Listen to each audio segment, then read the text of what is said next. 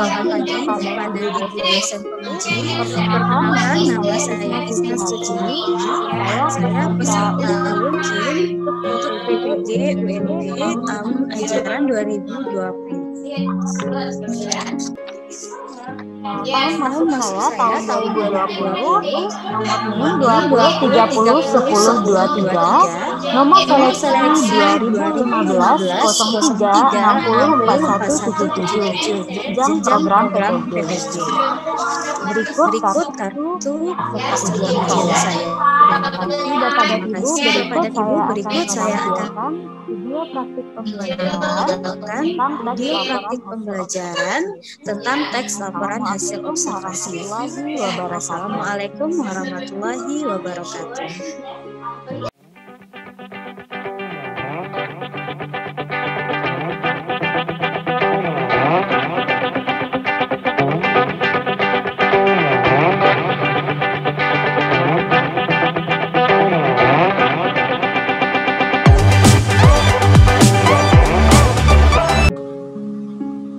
Baik, Assalamualaikum warahmatullahi wabarakatuh. Waalaikumsalam warahmatullahi wabarakatuh. Nah, anak-anaknya semua yang sudah hadir, silahkan dihidupkan kameranya ya. Kita mulai lagi pembelajarannya. Sebelumnya, Miss Isma akan ambil absennya dulu ya. Azalia Zafarni belum ada. Kalista Kirana Hadir, Miss. oke. Cika Olivia. Halo Cika. Ya, kecil sekali suara Cika.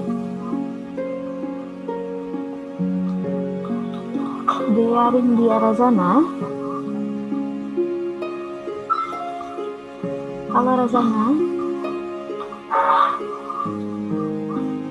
Oke. Dinda Alika. Miss. Ya. Fitria Salama. Hadir, Miss. Oke. Hafiz Ahmad Ataib. Hafiz belum ada. Haji Khairin belum ada. Halfan Dwi Ramadan. Hadir, Miss. Oke. Jihan belum ada. Karisa Dianeka belum ada. Kirana belum ada. Muhammad Dara Rilci. Hadir, Miss. Oke. Hidupkan kameranya Dara. Mutiara Anissa. Hadir, Miss. Oke. Rizky Arifin belum ada. Ruela Dutalara. Oke. Yusuf belum ada. Zafir Adnonli Pagis. Zafir Adnonli Pagis. Halo Zafir. Zafir. Halo. Termenung Zafirnya. Oke. Baik anak-anak semua, mari kita mulai pembelajaran kita dengan mengucapkan basmalah. Bismillahirrahmanirrahim. Bismillah. Bagaimana kabarnya pagi ini? Sehat semuanya? Alhamdulillah, ya. Alhamdulillah, semoga kita semua selalu sehat dan terhindar dari segala penyakit. Amin, amin ya rabbal alamin. Baik, pada pertemuan minggu yang lalu kita sudah membahas tentang apa? Tentang materi apa? Masih ingat? Ayo Tiara, tentang apa Tiara? Boleh dilihat lagi catatannya kalau lupa. Atau Halfan tahu apa yang kita bahas? Jenis-jenis kata sifat. Nah, setelah itu, yang baru, materi kita yang baru.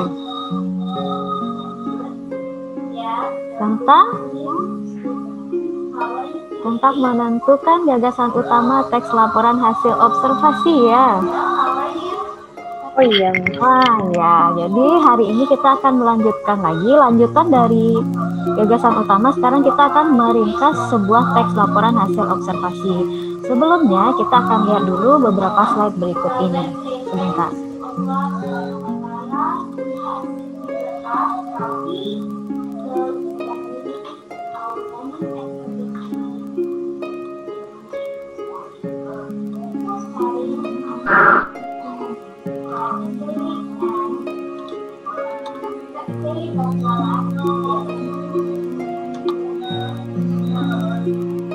Oke, sudah muncul di layarnya? Udah, Miss. Sudah ya. Kita lanjutkan. Nah, kompetensi dasar yang akan kita raih hari ini yaitu menyajikan rangkuman teks laporan hasil observasi berupa buku pengetahuan secara lisan dan ditulis dengan memperhatikan kaidah kebahasaan atau aspek lisan. Kemudian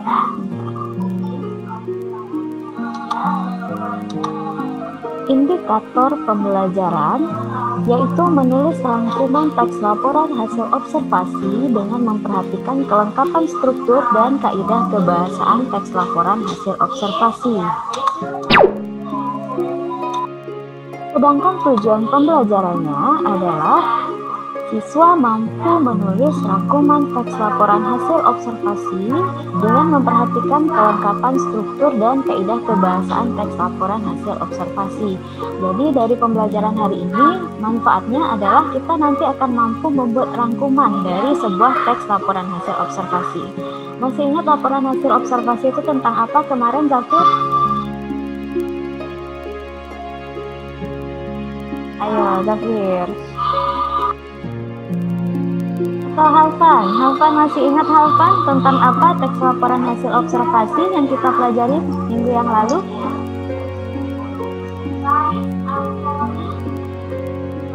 Tentang apa, Halfan?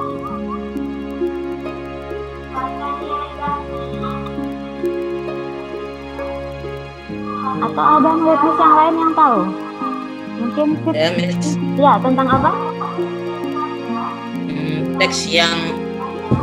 Teks yang ditulis berdasarkan investigasi dan pengamatan, Miss. Nah, ya bagus Yusuf ya, berdasarkan hasil investigasi atau pengamatan. Contoh pengamatan tentang sebuah benda, misalnya tentang sebuah sekolah, atau pengamatan tentang sebuah objek wisata, misalnya jam gadang ya. Nah, nanti akan ada sebuah teks laporan hasil observasi, kita akan mampu membuat rangkumannya. Oke, rangkuman dari teks tersebut. Baik, kita lanjutkan.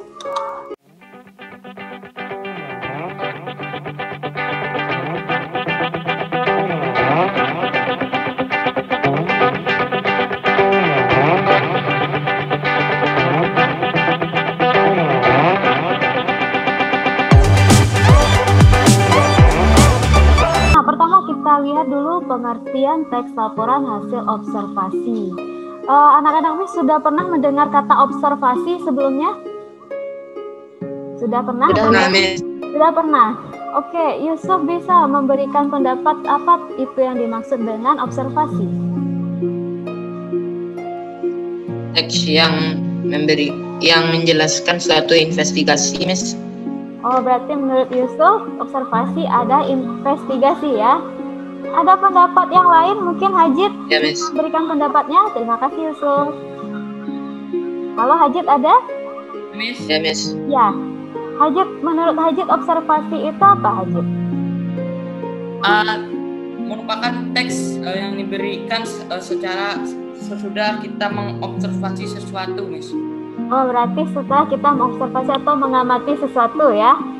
Nah, betul sekali. Terima kasih Hajid dan Yusuf. Jadi observasi itu merupakan pengamatan atau mengamati sesuatu. Nah, dari situ bisa kita ambil pengertiannya. Teks laporan hasil observasi merupakan teks yang memberikan informasi secara umum tentang suatu objek berdasarkan fakta dari hasil pengamatan secara langsung. Jadi teksnya ini benar-benar fakta ya, benar-benar dapat dibuktikan kebenarannya. Berbeda dengan teks deskripsi yang sudah pernah kita pelajari sebelumnya. Kalau deskripsi bisa berdasarkan pengetahuan kita saja tanpa harus penelitian secara langsung. Jadi menurut anak-anak Miss, apakah teks observasi ini bisa kita tulis berdasarkan hayalan? Bisa? Apa, Miss? Menurut anak-anak Miss, apakah teks hasil observasi ini bisa kita tulis berdasarkan hayalan atau imajinasi? Enggak, Miss. Enggak, kenapa? Tidak, Miss. Tidak, Miss. Ya, tidak. Kenapa alasannya? Karena teks observasi berdasarkan fakta dan hasil pengamatan, Miss. Oke, bagus sekali Yusuf ya, karena dia harus berdasarkan pengamatan, berdasarkan fakta ya, tidak bisa berdasarkan hayalan atau imajinasi saja. Sampai di sini bisa dipahami pengertian teks laporan hasil observasi? Bisa ya? Bisa, Miss.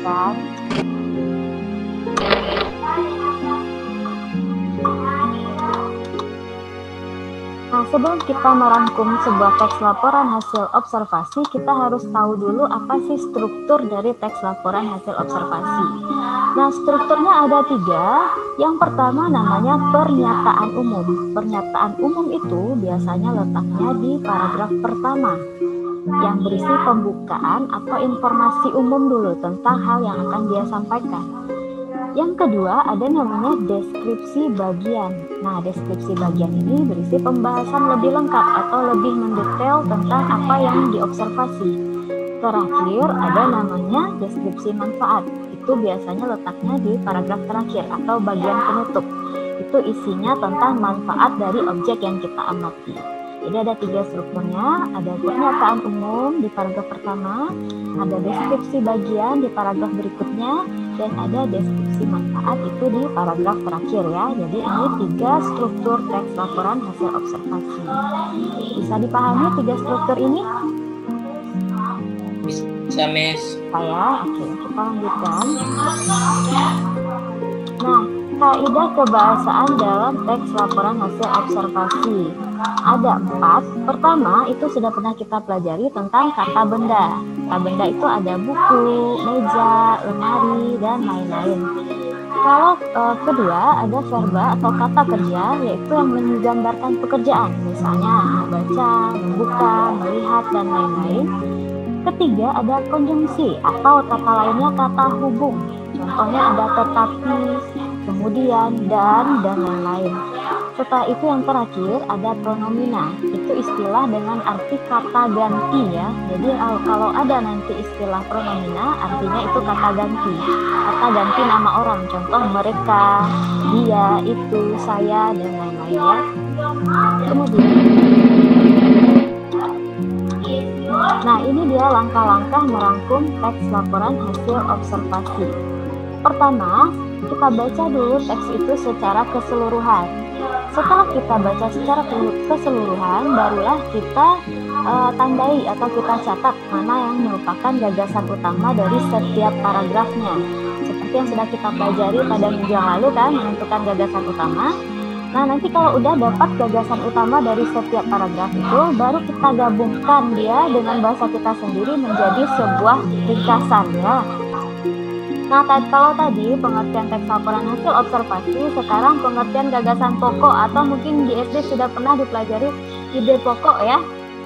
Ide pokok, yaitu inti pembahasan dalam sebuah paragraf, berarti hal yang paling penting dalam paragraf itu. Biasanya dalam sebuah paragraf itu hanya membicarakan satu hal penting saja. Nanti kita akan lihat contohnya. Oke, kita lanjutkan dulu. Nah, langkah-langkah menemukan gagasan pokok. Bagaimana sih caranya kita menentukan gagasan pokok dalam sebuah paragraf? Pertama, hal yang kita lakukan adalah kita baca dulu keseluruhan isi paragraf. Kedua, kita daftar atau kita tandai kata-kata kunci yang paling sering muncul dalam teks itu. Jadi kata-kata yang paling sering muncul ya. Yang ketiga, kita memetakan atau memisahkan mana kalimat utama dan kalimat penjelas. Nah, kalimat utama itu kalimat yang paling penting dalam sebuah paragraf. Contoh, buah jeruk memiliki banyak manfaat. Nah, nanti kalimat penjelas adalah penjelasan tentang manfaat buah jeruk itu. Misalnya, pertama, buah jeruk bisa menjadi sumber bahan makanan. Yang kedua, buah jeruk bisa untuk dijadikan bahan parfum misalnya ya. Jadi itu bedanya kalimat utama dengan kalimat penjelas. Kalau kalimat utama kalimat intinya, kalimat penjelas adalah penjelasan dari kalimat inti tadi. Misalnya jeruk memiliki banyak manfaat, nanti penjelasan manfaatnya itu ada pada kalimat penjelas. Yang keempat, menandai kalimat utamanya. Berarti kita garis nanti yang mana yang kalimat utama menurut kita itu. Baru yang kelima kita tentukan gagasan pokok itu dari kalimat utama yang kita garis tadi. Nah, tentang langkah-langkah menemukan gagasan pokok ini bisa dipahami. Kalau ada yang masih belum, boleh ditanyakan. Sudah dipahami? Ada yang ingin ditanyakan? Tidak ya? Oke, kita lihat slide berikutnya. Nah, sekarang kita akan lihat contoh letak gagasan pokok. Gagasan pokok ada 3 jenisnya. Yang pertama terletak di awal paragraf atau istilahnya paragraf deduktif. Yang kedua terletak di akhir paragraf dengan istilah induktif. Dan yang ketiga ada namanya paragraf campuran atau deduktif induktif yang gagasan pokoknya terletak di awal dan di akhir paragraf. Nah, untuk lebih memahaminya kita lihat contohnya seperti apa. Nah, pertama ada contoh gagasan pokok yang terletak di awal paragraf atau deduktif. Coba Fitri bacakan paragraf yang ada di layar sekarang, Fitri.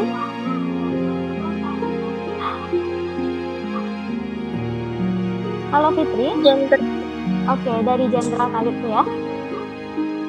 Jenderal Khalid bin Walid adalah panglima yang tak pernah kalah sepanjang sejarahnya memimpin prajurit di medan perang. Dia bergelar pedang Allah yang terhunus. Dalam suatu peperangan, ia pernah mengalahkan pasukan antara Bizantium dengan jumlah pasukan 240.000. Padahal pasukan muslim yang dipimpinnya saat itu hanya berjumlah 46.000 orang. Namun dengan kejeliannya mengatur strategi pertempuran itu bisa dimenangkannya dengan mudah. Pasukan musuh lari terbirit-birit. Oke, terima kasih Fitri. Coba Darel. Halo Darel. Ini betul ada, Miss. Ya. Oke. Miss. Oke, Zafir. Darel, coba Darel tentukan yang mana gagasan pokok dari paragraf ini.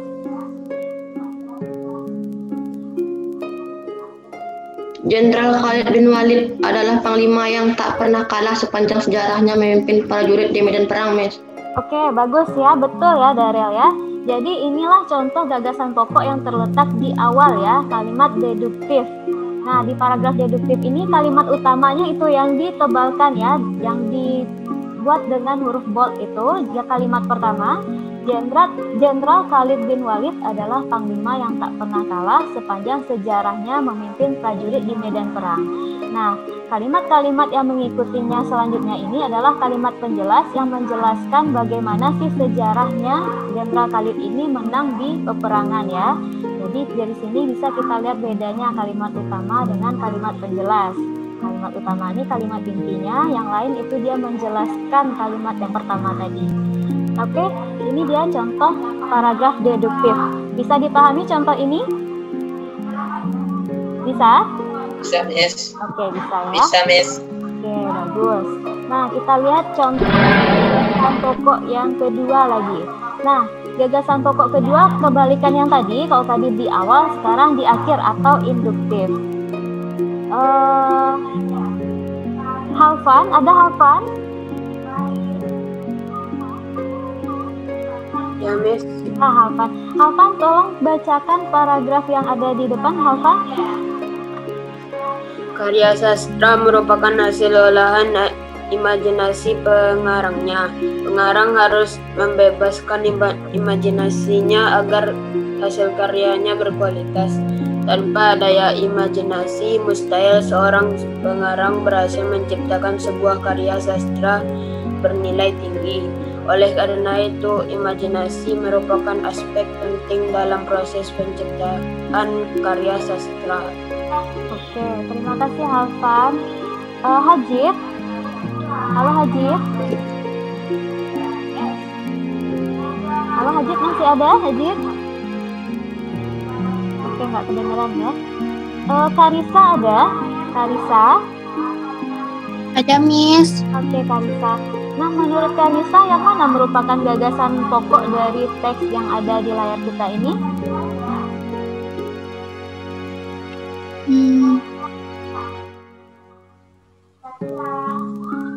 Gagasan pokoknya, Miss. Iya.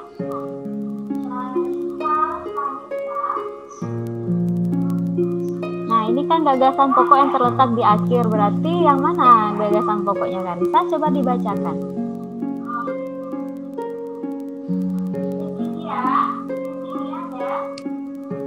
Oke, atau ada anak Miss yang lain yang bisa bantu jawab? Yang dihitung, Miss. Oleh karena itu, imajinasi merupakan aspek penting dalam proses penciptaan karya sastra. Oke, bagus ya Mutiara ya.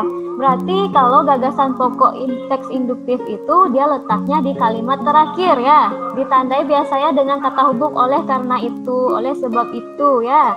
Letaknya di akhir paragraf. Jadi gagasan utama teks ini adalah oleh karena itu imajinasi merupakan aspek penting dalam proses penciptaan karya sastra. Inilah contoh gagasan pokok yang letaknya di akhir paragraf. Oke, yang terakhir paragraf campuran atau deduktif induktif. Nah, ini kita lihat saja ya. Beberapa tips belajar menjelang ujian akhir nasional atau UAN. Jangan pernah belajar secara dadakan, artinya belajar seharian sebelum ujian. Belajarlah mulai dari sekarang. Belajar akan efektif kalau belajar kumpulan soal. Hal ini dapat dilakukan dengan cara menjawab soal-soal di buku kumpulan soal, mencocokkannya lalu menilainya. Barulah materi yang tidak dikuasai dicari di buku. Oleh karena itu, sebaiknya para guru memberitahukan tips belajar menjelang UAN. Jadi gagasan pokoknya ada dua ya. Pertama dia buat dulu di kalimat pertama, kemudian diulangnya lagi pada kalimat terakhir dengan kata hubung oleh karena itu. Nah, di sini ada dua paragraf. Nah, coba Jihan. Jihan coba bacakan paragraf pertama, Jihan.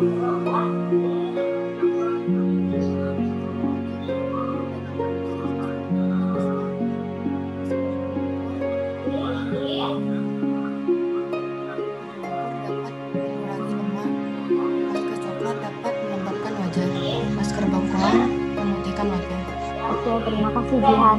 Kira-kira paragraf pertama ini mana gagasan utamanya?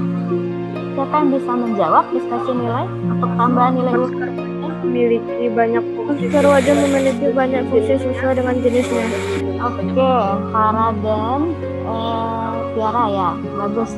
Jadi gagasan utamanya terletak di kalimat pertama ya. Masker wajah memiliki banyak fungsi sesuai dengan jenisnya. Oke, coba paragraf 2 Karisa, bacakan paragraf 2 Karisa.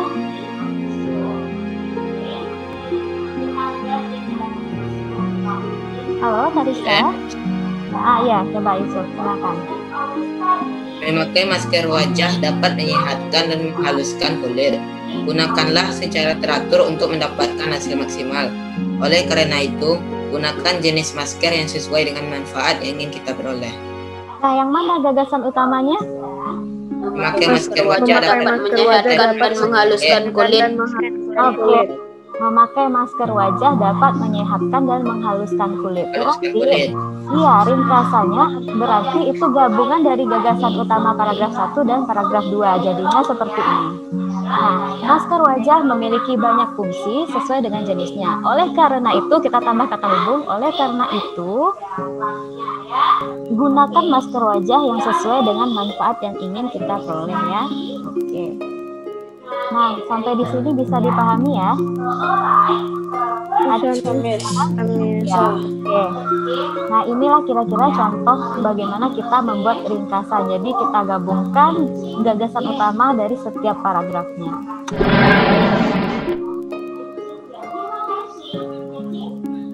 Nah, coba kita buka dulu.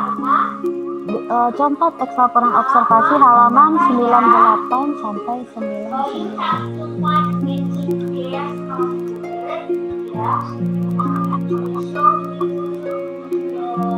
Oke, sudah ketemu bukunya?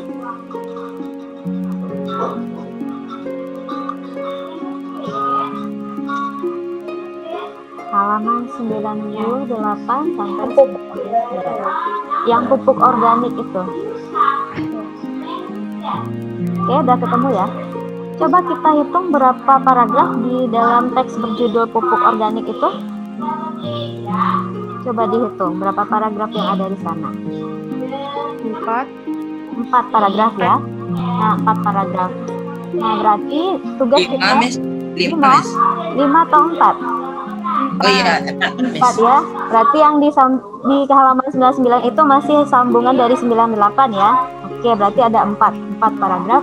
Nah, tugas kita setelah ini menuliskan rangkuman teks laporan hasil observasi berjudul pupuk organik itu. Caranya dengan kita cari dulu gagasan utama dari masing-masing paragraf, kemudian kita gabungkan semuanya menjadi sebuah ringkasan. Nanti tugasnya dikerjakan di buku latihan dan dikirimkan ke WA Miss Isma paling lambat jam 9 malam nanti.